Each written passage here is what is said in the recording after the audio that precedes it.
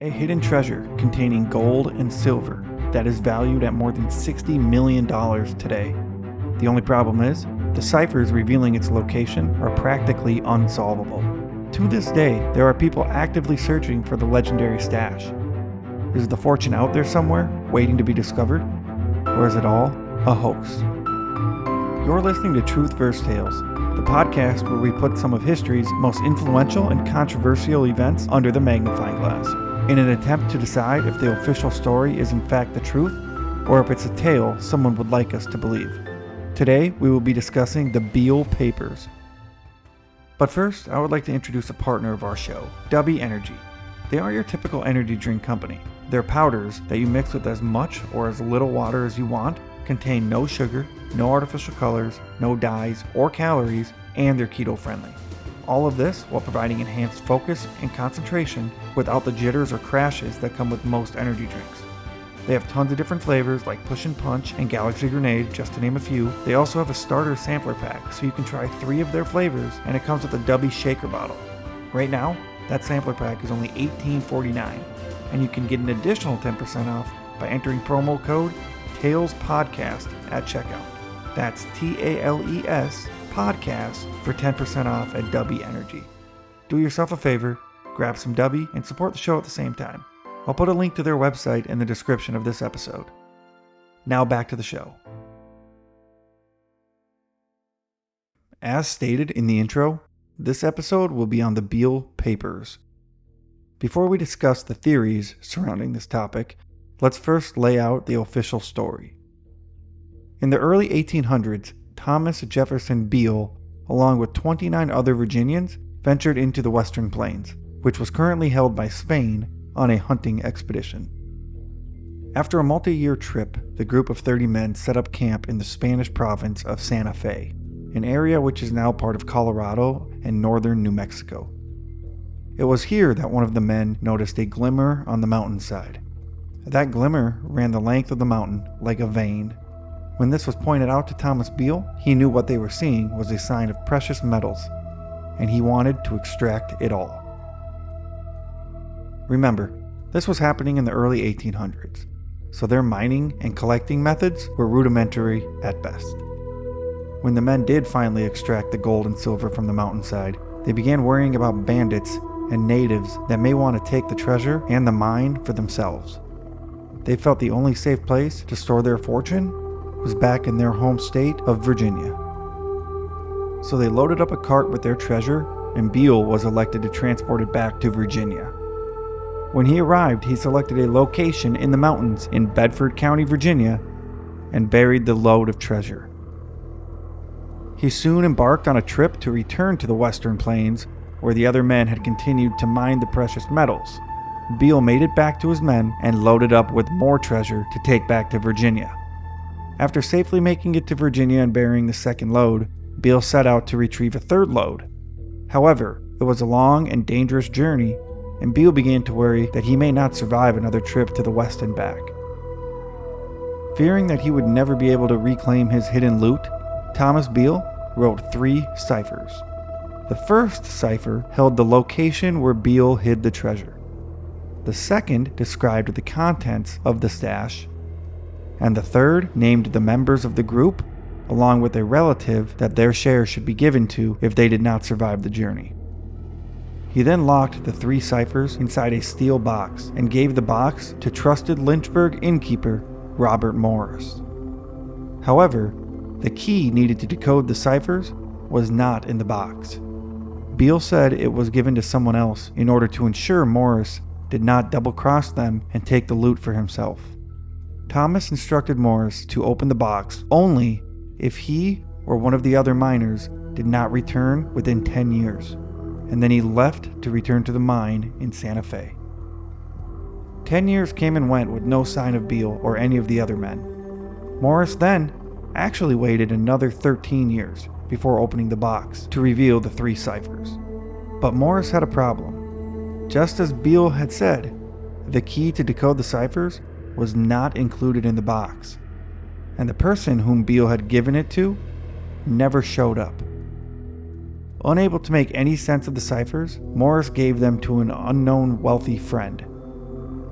That friend thought, since Beale's full name was Thomas Jefferson Beale, that maybe the United States Declaration of Independence, which was signed by the famous third U.S. president and possibly Beale's namesake, Thomas Jefferson, was the key to decoding the ciphers. This actually worked, but only for the second cipher, the one that described the treasure. Here's how it reads. I have deposited in the county of Bedford, about 4 miles from Beaufords, in an excavation or vault 6 feet below the surface of the ground, the following articles belonging jointly to the parties whose names are given in number 3 herewith.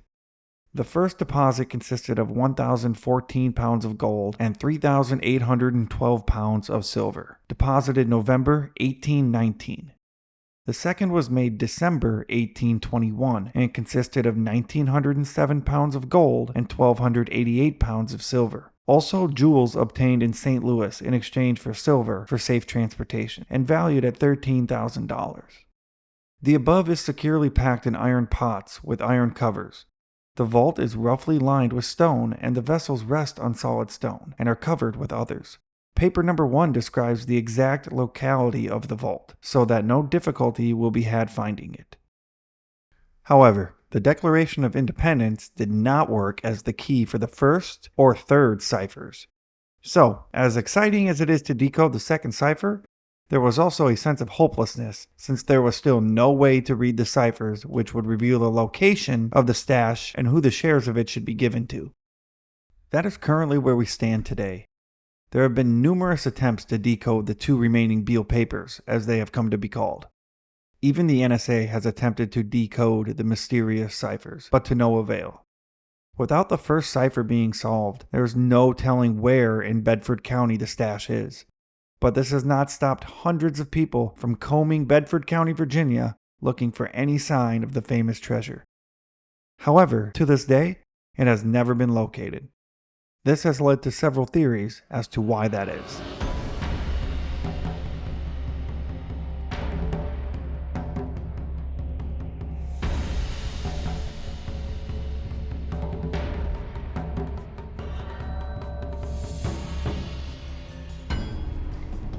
Now that we went over the official story of Thomas Jefferson Beale's expedition, treasure, and ciphers, it's time to discuss some other theories that have come up. In this episode, we will focus on 2 different theories. The first one is that the NSA actually located Beale's treasure and kept it a secret from the rest of the world. To be honest, this theory is kind of a jump, since there's no hard evidence or anything pointing to this having happened. However, people believe it to be the case because the NSA's job is in fact to decode ciphers and codes. So how would they, the most intelligent and capable agency in the world, not be able to decode a couple simple ciphers? It is also rumored that the Beale papers had been used as training tools for the NSA new recruits. If the NSA did in fact crack the code and find the stash of treasure, why would they not say so? Well, a stash as large as Beale's is claimed to be could go a long way in funding operations and actions not approved by Congress. Still, in my opinion, this theory is a shot in the dark with no substance or legs to stand on. Next, we have the theory that the whole thing is a hoax, even Thomas Jefferson Beale existing at all.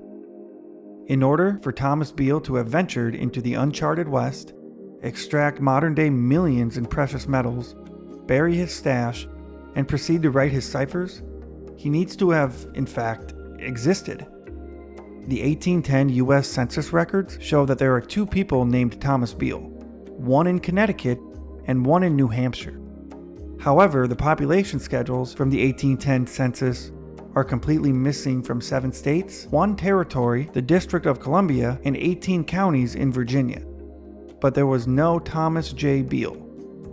His name was also missing from the 1820 U.S. Census. However, he could have been traveling at these times, therefore did not participate in the census surveys. There is also the possibility he was living in someone else's household and was not recorded, since up until 1850, the U.S. Census only recorded the name of the head of the household, not all occupants. Then there is the issue of documentation of their journey. It stands to reason that a group as large as 30 men venturing across the continent would have attracted some attention and would leave a trail. However, there are no written records of the group's trek, only what has been reportedly stated by Beale himself. There is also no evidence of Thomas Jefferson Beale existing before the journey west or after, and no documentation of death either. So if he did exist, he did so completely off the record up until his expedition and then disappeared off the face of the earth. Or maybe he was killed after dropping off the box of ciphers with innkeeper Robert Morris. Lastly, we need to look at the ciphers themselves, specifically the third one.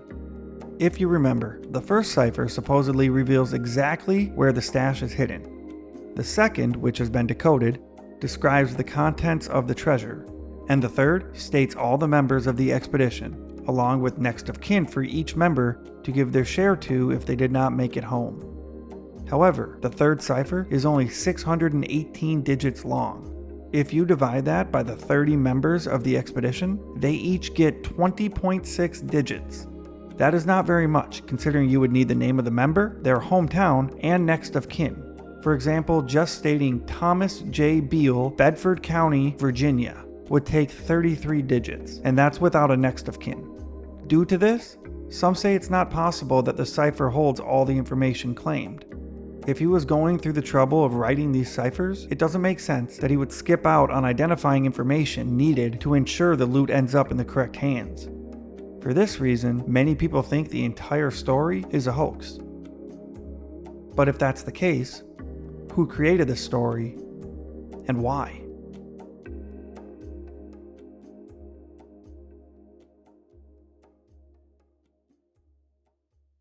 So, to sum it all up, we have the story of a 30-man hunting expedition to the uncharted West that happens to stumble upon and extract a large amount of gold and silver. Then Thomas Jefferson Beale proceeds to go back to Virginia and bury the stash in a hidden location.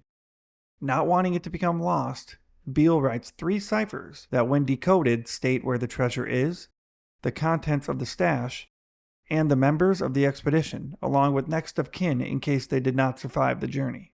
However, no key to decode these ciphers has ever been discovered, and the stash, valued at more than $60 million today, has not yet been found.